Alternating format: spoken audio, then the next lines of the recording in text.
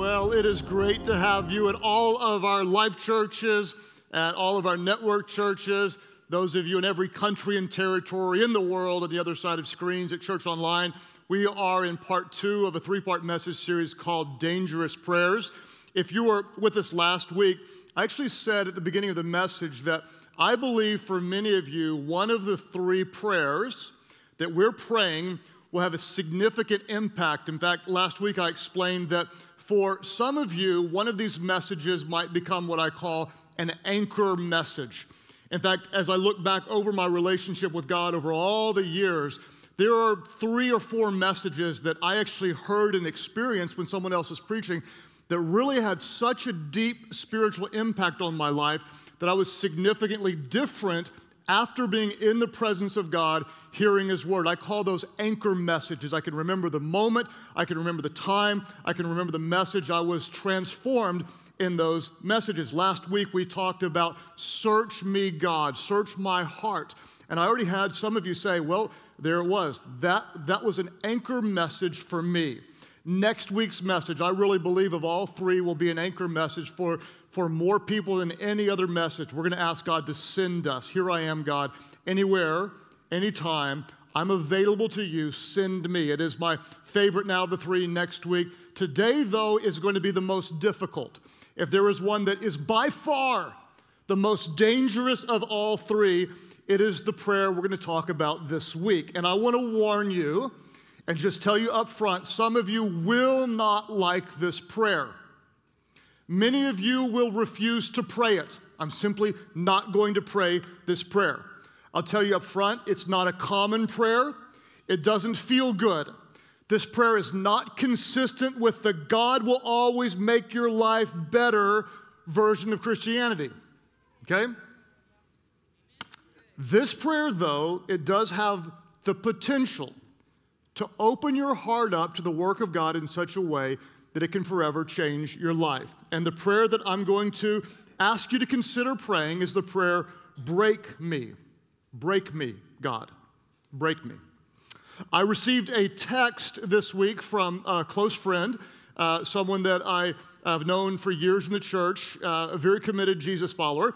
And this friend said, we talked about it in our life group and we all agreed. We all want to be closer to God. We all want the junk out of our lives. We all want to be conformed to the image of Christ.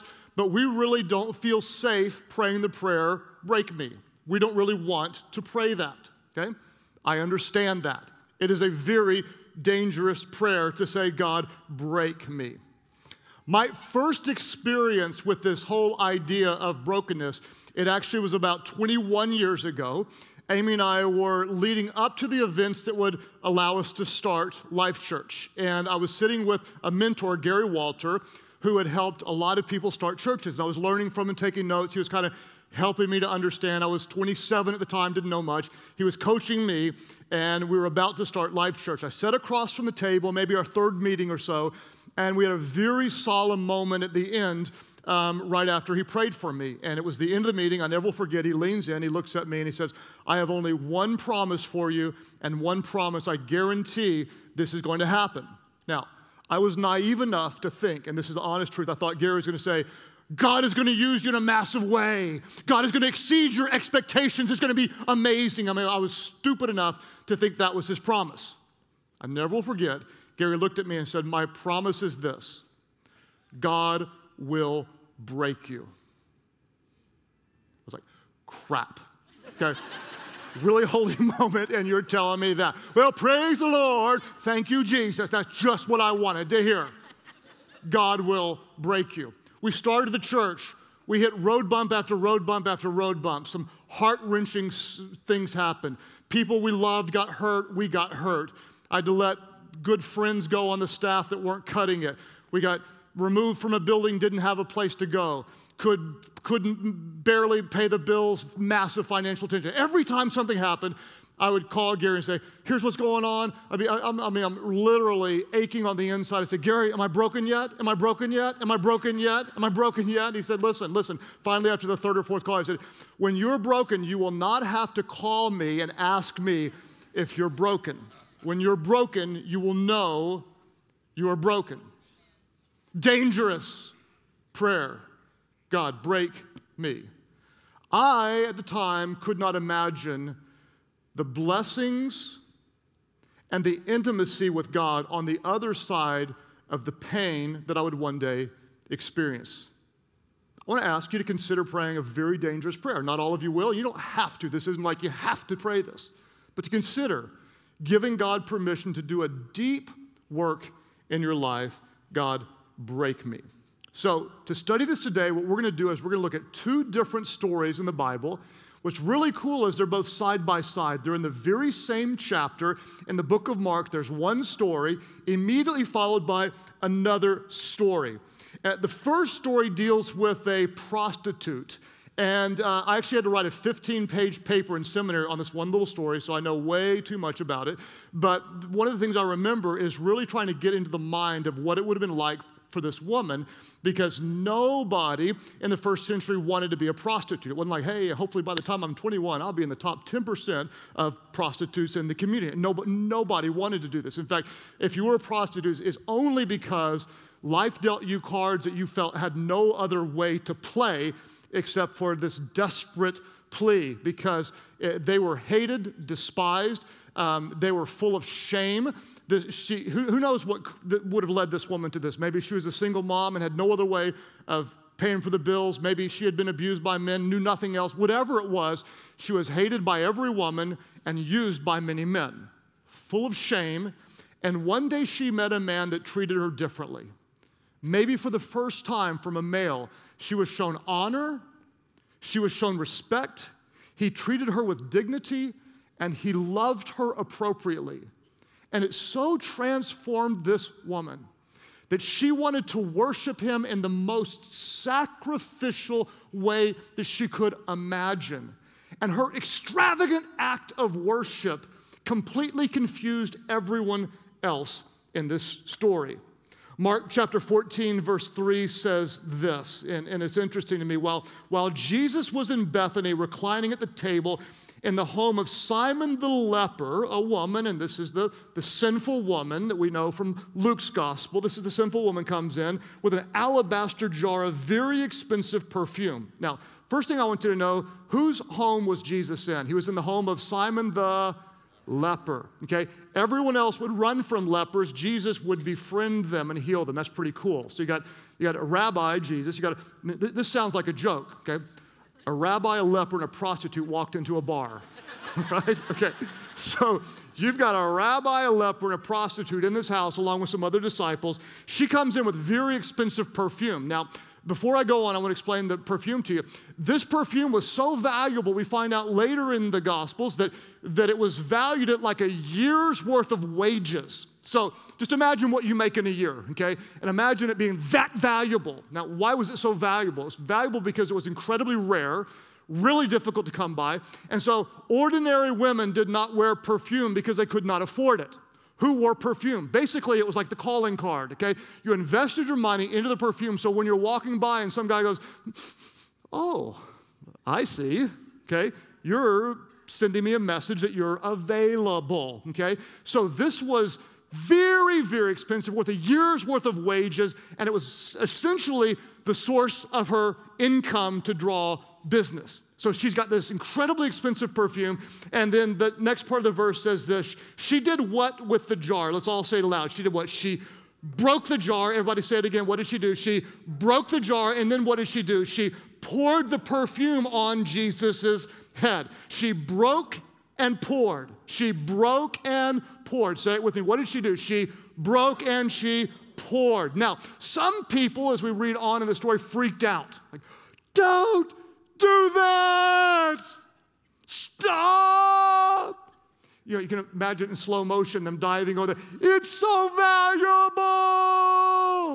Now, I've heard preachers kind of make fun of that, say, these lack of faith people, they're stop, these worldly people. Listen to me. If I'd have been there, I would be saying the same exact thing. Woman, don't do that. I would have done that. I would say, it's too valuable. Give him a drop. Give him 2. Sell the rest. We'll split it up. We'll feed the poor. That's exactly what I would have been doing. And this act of worship was more extravagant than you can imagine. Essentially, she was saying, I'm giving you my whole life. I'm giving you the most valuable possession I have. This represents my past, and this represents my future. In other words, I'm leaving my past life behind. I'm giving my future source of income and my life savings away. Jesus, you have loved me so that I will break open the most valuable possession that I have, what represents my livelihood. I will break it and I will pour it, all of it, poured out in one selfless, extravagant moment of worship, broken and poured. Broken and poured. That's the first story. The second story is right after the first story in the same book of the Bible. And in this story, Jesus is having his last meal. He's gathered together with his closest friends. He knows what is coming, that he's going to give his life on the cross. And this is how Mark tells the story. Same chapter, verse 22. As they were eating, Jesus took some bread and blessed it. Then what did he do? Say it aloud, all of our churches. Then what did he do? Then he broke it into pieces and gave it to his disciples, saying, take it, for this is my body. And he took a cup of wine and he gave thanks to God for it. And he gave it to them, and they all drank from it. And he said to them, this is my blood, which confirms the covenant between God and his people. He said, it is what? Everybody, you all in Albany, say it aloud. He said what? He said, it is poured out as a sacrifice for many. It's broken and it's poured. Broken and poured. My body is broken for you. My blood will be poured out. My jar is broken in an act of worship, and I pour it all out because I'm giving you everything I am and everything that I have. Broken and poured. Luke reports on this same story. Luke was at the table. Mark was there. Luke was there. The rest of the disciples were there. And Luke wrote about it, and he told the story in almost the same way, but he added and picked up on something that Mark didn't point out in Mark's writing. This is what Luke said about it in Luke 22:19. He said basically the same thing. Jesus took bread, gave thanks, and did what? There it is again. And he broke it, gave it to them, saying, this is my body given for you. And then what did he say? He said, do this in remembrance of me. Do this in remembrance of me. Do this in remembrance of me. Well, what is this? Okay? Most of us would agree that as followers of Jesus, we gather together and we take the Lord's Supper. We take bread and we take wine, or we take juice, and we do this in remembrance of him. We celebrate the death and the resurrection of Jesus by doing this. Do this in remembrance of me. All scholars agree that the this refers to celebrating communion or the Lord's Supper. Some scholars argue that the do this means more than just that. I tend to agree. Jesus says, do this. What does it mean? Well, certainly it means to celebrate and remember what he did, but perhaps it could also mean as he was broken and as he was poured out, we should do that as well as the ritual. Not just the ritual, but live as he lived. God calls us to live as Jesus lived and to love as Jesus loved. We're to die to ourselves daily so that we can live for his glory. So when the gospel says to do this, what if perhaps Jesus was saying, don't just do an act to remember, but may you also be broken and poured out in such a way, even as Paul said, I'm poured out like a drink offering, giving everything that I have for God's glory. Broken and poured. God will break you. So we started the church. First year went by, it was really tough. Second year, I had to let some staff go. The church had gotten to several hundred people, and it was essentially only us. We had Brian Bruss was part-time. We had a bookkeeper part-time, and we were hurting. The church had outgrown our capacity to handle it. I had a good friend, and I've told a version of this story before, but I've never told it the way I'm going to tell it today.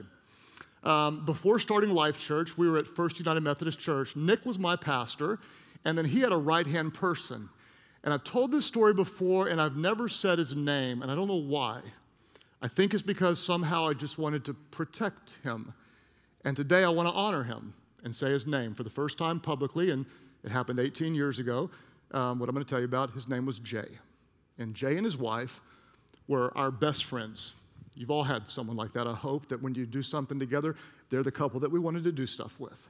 And Jay made a mistake, a significant mistake, when he was at First Methodist. And so he had to go to another city to bring some healing. Well, we started Life.Church, and Jay and his wife said, we'd like to come and help you build the church. And we said, we would love for you to. And he said, can I be on staff? And I said, well, I would love for you to one day, but I want to see you in my context for a year to see how you're healing after what had happened. And so that seemed reasonable and fair. So I don't know what it was, 6 or 9 months went by and things were going well. And then I found out about something that wasn't quite right. And so I confronted Jay about that. And when I did, I was young, he was relatively young. He didn't like the way I confronted him. I didn't like his response. And we went, boom! And we got into a big argument. And he left, and a week went by and we hadn't spoken. And another week went by and we hadn't spoken. And I was teaching at a church called Council Road Baptist Church on a Tuesday night Bible study for young adults. And I remember the name of the message. I was teaching a message called Loving Those You Don't Like. And in the middle of the message, I'm teaching, and I was like, I just was kind of hit. I just stopped and said, I just told everybody, because that's kind of what I do sometimes, for better or for worse, you know. And I just said, I just recognize that there's someone very dear to me, and we haven't spoken over something.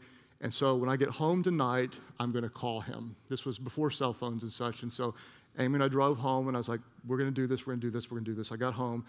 And we had answer machines back then. If you don't know what that is, just Google it, you know. And so I pressed the answer machine, and it was Jay's wife crying, and she said, I just found him, and he had taken his own life.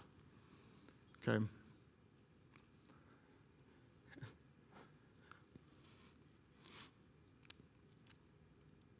That was a Tuesday, and his family moved in with us.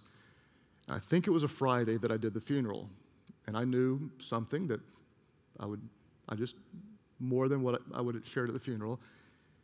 And I carried the weight and the guilt of what if I had done something different. And that Sunday, I stood up before the little crowd of people, because that's all it was at that point, was just a little crowd of people. And I broke down and I cried like crazy.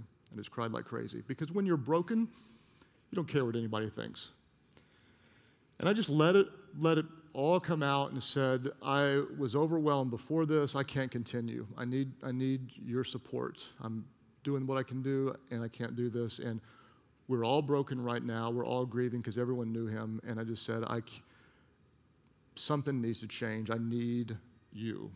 And a little group of people, they all came up. I didn't even preach, couldn't finish the sermon. And the whole little group of people prayed. And on that day, the crowd became a church. We became a church. Something was different. We were broken together.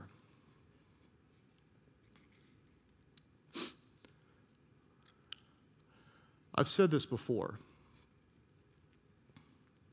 We impress people with our strengths, but we connect through our weaknesses. I'll say it this way this time. We may impress people with our strengths, but we connect most deeply through our brokenness. Isn't that true?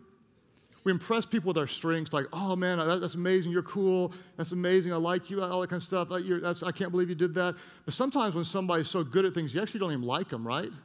To be honest, I hate her. Why? She's so perfect. Walks around, never has a problem. Then you find out she has a problem, like, oh, I like her. She sucks too, you know. She's insecure too, I like her, right? We impress people with our strengths, but we connect through our brokenness. Dr. Henry Cloud is a friend of mine. We teach leadership together sometimes, and He's a brilliant author. He's a consultant, a leadership genius, and a psychologist, and he writes amazing books. I listened to one recently, and he said, I'm really convinced that God made the tear ducts in the eyes for a reason. And then it was kind of funny. He said, and it is funny when you think about it, tears could have come out of anywhere, right? It's kind of funny, the eyes, like, think about it. The nose makes total sense. I mean, the nose runs anyway, you're like, that makes sense. Ears make sense. I mean, you could get creative and, it could be like, I think you're crying. I'm not crying.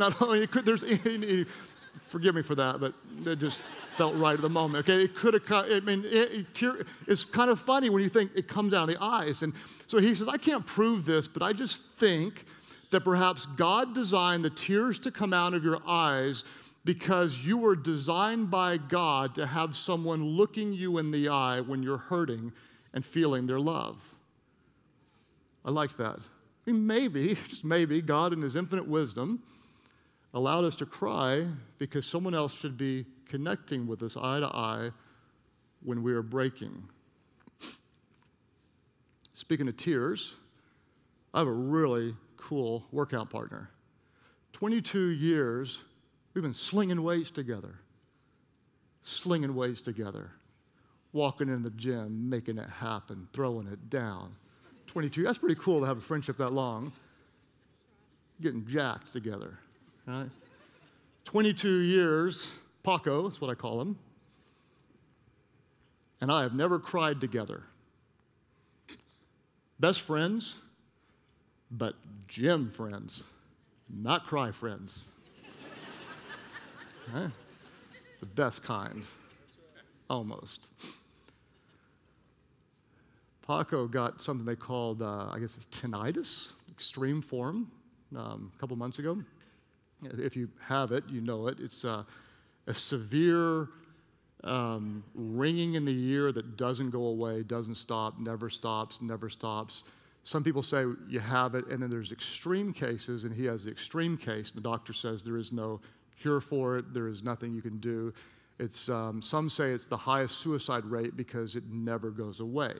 You can't sleep. You can't think. It just yells at you and yells at you and yells at you and yells at you. And so I'll check on him every day. 72 hours, and he hasn't slept. Not at all, and it's agonizing.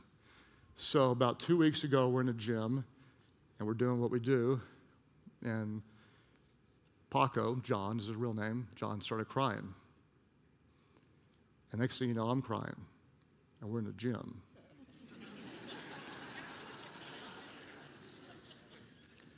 And he said, this is the worst thing, and I knew, I feel it because I'm trying to hold him up as best I can. Can't do anything, but I'm trying to be there for him. And he's like, it's the worst thing ever, and he's crying. He said, and I've never been closer to God in my whole life.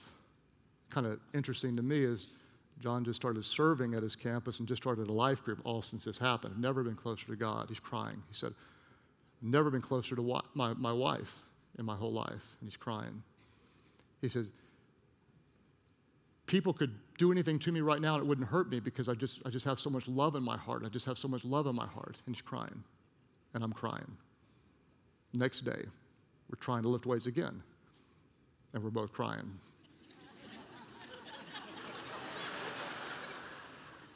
And the next day, if I start getting flabby, it's all because John's a crybaby.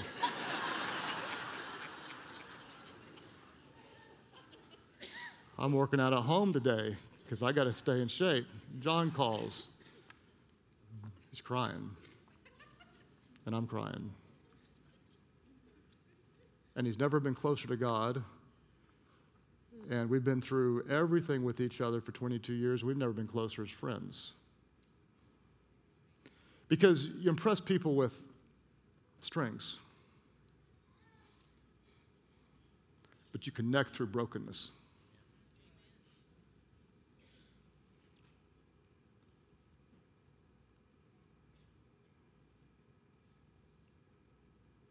So back when Gary said, God will break you, I would have had the same exact response that almost everybody here is going to have. I don't want to pray that.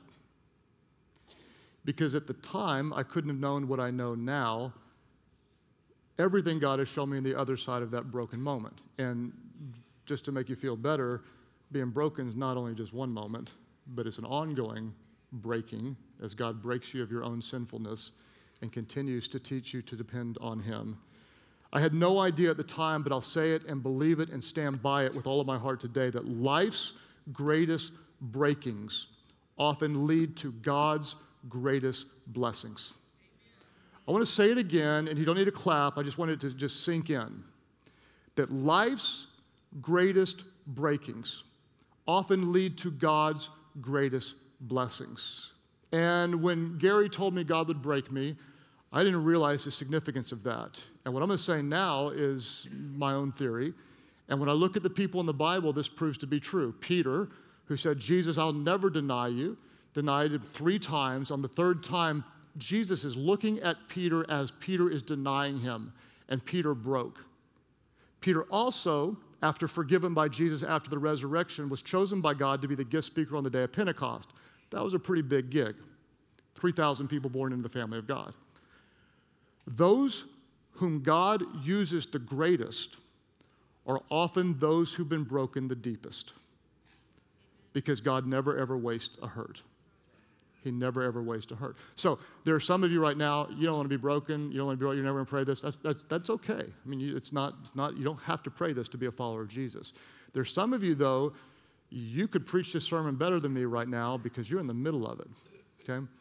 There's a group of you, and either right now or at some point, you're going to get to the place where you are breaking and everything's crumbling around you, and you may be tempted to fight to keep it together.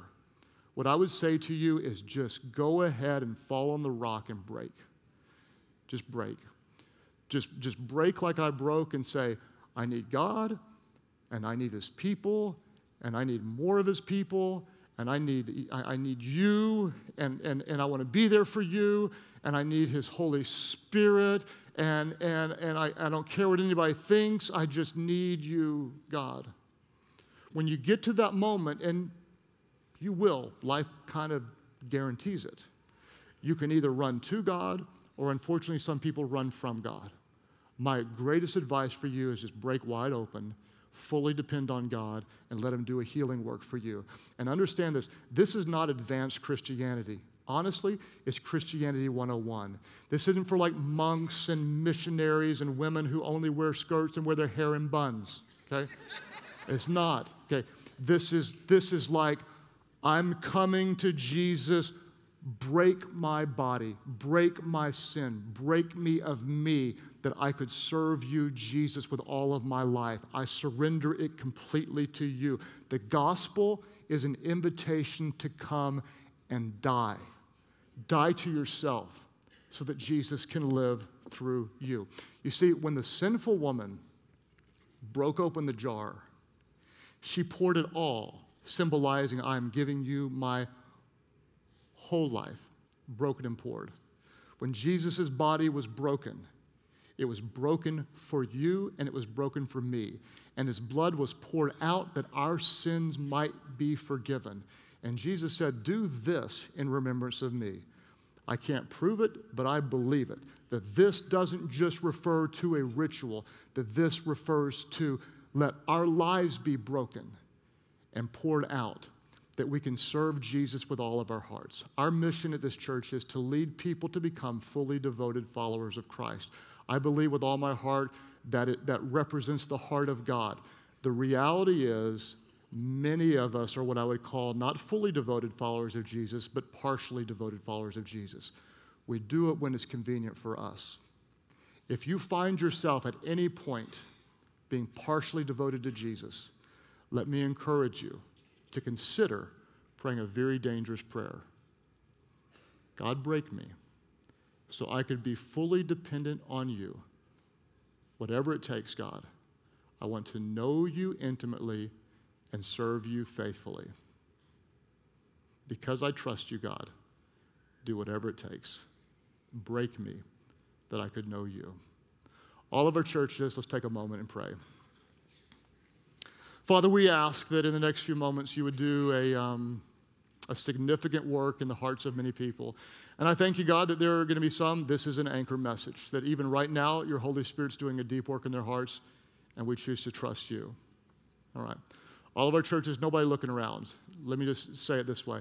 I'm not afraid to push you, and I will push you, as I hope you'll push me. At this point today, though, I'm going to give you a little breathing room. I'm going to give you a little bit of room to breathe. At all of our churches, there are those of you, you're like crazy all in. You trust God enough to pray an incredibly dangerous prayer. God, break me, whatever it takes, break me. If that's you, more power to you. Go full on, all in. But I don't want today 90% of you to walk away and just say, well, that one wasn't for me. That's unacceptable for me. I always want a higher percentage of that, hearing from God and applying it to their lives. So what I'll do is I'll give you an introductory version to that prayer. And it goes like this. Pick something in your life. Last week, if you were here, you were praying, search my heart, oh God. Show me if there's any offensive way in me. Whatever God showed you, it's offensive to him, that's displeasing, that shouldn't be there, just make that your broken prayer. Break me of that, God, whatever it is. Break me of my pride, break me of my anger, break me of my self-sufficiency, break me of my lust, break me of my impatience, whatever it is. Let's just start there. And when God breaks you of that, what you're going to see is on the other side of brokennesses are the blessings of God. Life's greatest breakings often lead to God's greatest blessings. So have the courage to start wherever you want to start and say, God, break me of this, because I trust you are a good God. And if I need breaking, then there is a blessing I have not yet experienced. So God, I trust you with this.